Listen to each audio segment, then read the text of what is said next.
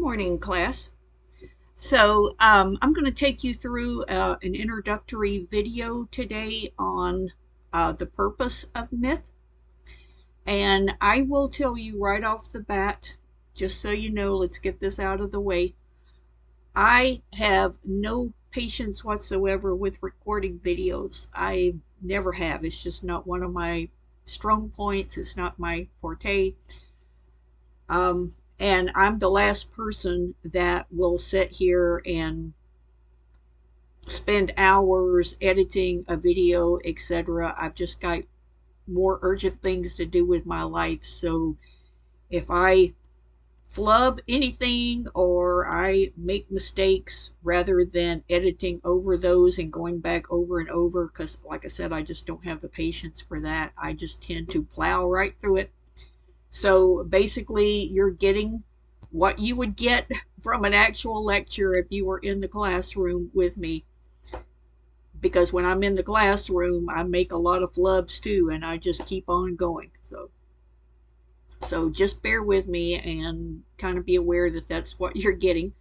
Um, Also, as we work through the course, as you progress through the various modules, um, some of the modules you will have guest speakers and lecturers. I'll be using videos from my colleagues, for example, with some of the modules, so it won't be me every time, but I am the face to put with the name Linda Woods, and I am your main instructor for this course. Anyway, let's go ahead and dive into this. So I'm going to get my PowerPoint downloaded here and get it open, and we will proceed from here. It might take it just a few minutes.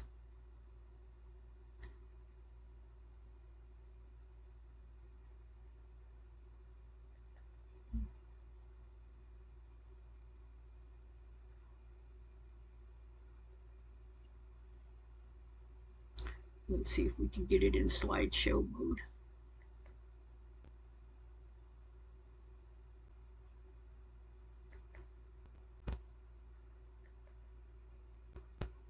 Okay, so for some reason it's not wanting to get into slideshow mode.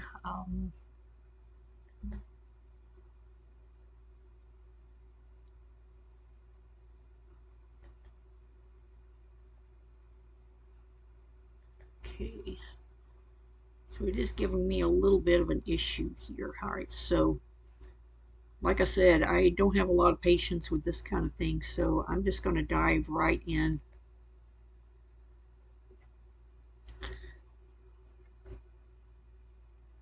All right, so the first thing we need to do is define what we're talking about when we're talking about a myth.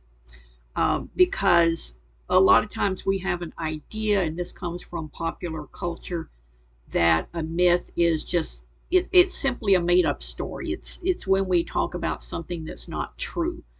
If you say, well, it's a myth that all Generation Y students are slackers, for example. So a lot of times we kind of throw the word myth around in that context.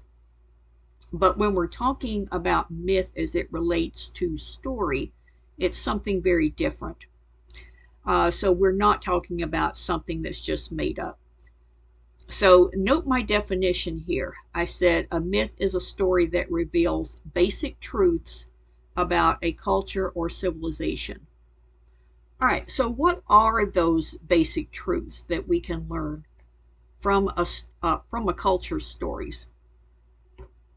This is how I break it down. So I say, from a culture's stories, first of all, we learn what that culture values. We learn what makes people in that culture tick, what they believe, right? What they fear. That's important too, and that seeps into their stories as well. what they aspire to be. How does this culture view themselves and their place in the world? Also, and I guess this really plays into all of the above, but what a culture believes, right? And again, how they view themselves, how they view their environment. What is their what do they believe is their relationship to nature, for example? Something that we'll be talking about in next week's module. How do they see themselves in their place in the world? And this might help you to kind of put things in perspective. So, when we, as a Christian society, and most of us that have grown up here in the United States, especially in the South, most of us come from a Christian background, not all of us, but I would say the biggest majority of us in the South come from a Christian background. We've been raised on the stories of the Holy Bible, and we go to church and we learn about all the things that God did and Moses did and Jesus did. And all of that is very ingrained in our cultural consciousness. Well, this is exactly what we're talking about here. So if you look at the stories of the Bible, yes, those are myths in the context that we're talking about for this course. Those are stories that are the founding principles of our belief system. And they formulate everything that we value as a culture. So I think that's a really good way to look at it, because it's kind of easy to accept that truth when we're talking about our own culture, but when we're talking about another culture, it becomes a little bit more problematic, because people tend to dismiss those stories, that they don't have any value simply because they don't reflect their own values or beliefs. But that's something that we have to learn to kind of separate ourselves from. Learning to sort of compartmentalize those beliefs and being able to look at another culture's stories with the same value and empathy that we would give our own. All right, so let's progress.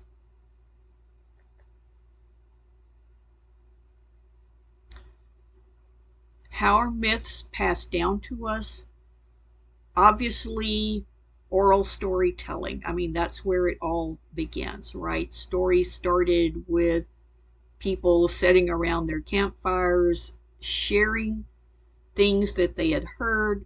Eventually, myths are written in some form that is preserved. I think the image there is one of the clay tablets of the Epic of Gilgamesh.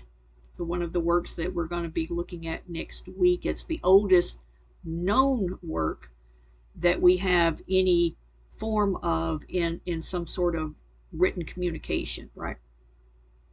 But stories have been passed down orally ever since human beings have existed.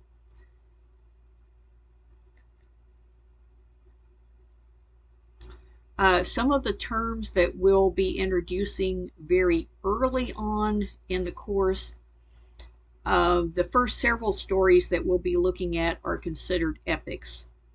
And the definition of an epic is a long narrative tale written in poetic, elevated language that recounts the journey or adventures of a hero, what we call an epic hero. And we'll be getting more into the definition of that in the coming week or so. In traditional epics, the hero's journey is directly tied to the history of the nation and the culture he represents. The image on the left here is a very common symbol of mythology that many of you will probably recognize, which is the Trojan horse.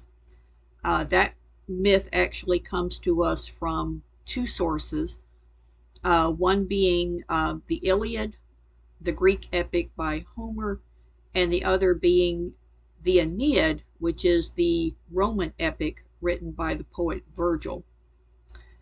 And the Aeneid is one that we're going to be spending some time with in this course. But those two works are the first references that we get to the Trojan horse. Now, what was the story there? The story, of course, was at the end of the Trojan War conflict, which had lasted for 12 years. Things had come to a stalemate between the Trojans and the Greeks. And it didn't look like either side was going to be able to conquer the other. What eventually happens is that the Greeks send this gigantic wooden horse to the Trojan gate. It is presented as a peace offering from the Greeks to the Trojans. They are told, if you just let the horse inside the gates, this is our peace offering to you. There's going to be a ceasefire, etc. So the Trojans fall for this. They let the horse inside the ramparted gates of Troy, which to this point has been impregnable.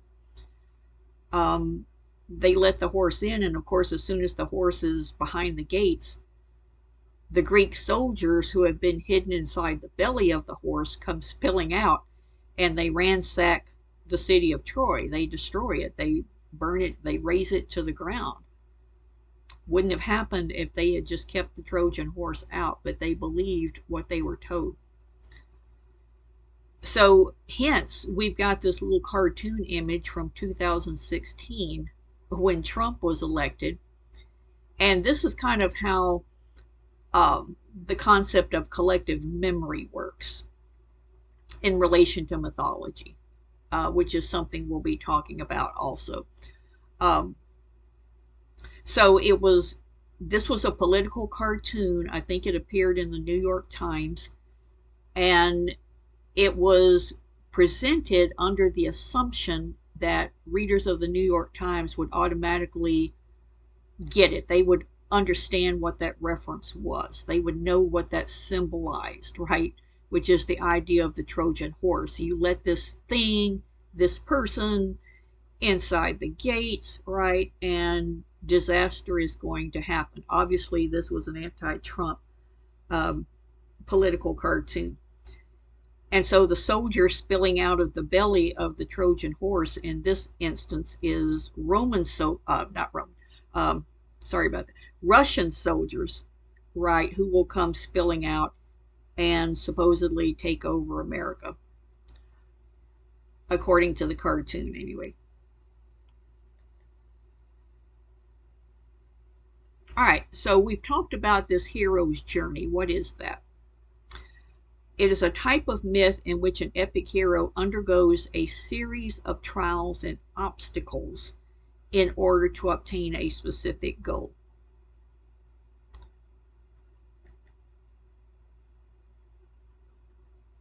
And so the hero's journey, it can be an external journey, or just as often it can be an internal journey. So I'm going to explain what those differences are. So if we say it's an external journey, this is the type of story that we're most often familiar with, right? The hero must go forth and vanquish some enemy, some force that stands as a threat to the safety of himself, his family, or his people.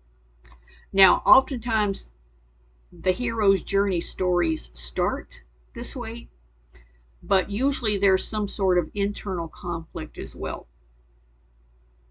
So, for example, actually, let me move to the next slide here, because these are both external conflicts. Because also, if he's trying to obtain some desired goal, for example, with the Holy Grail stories, that's still an external journey.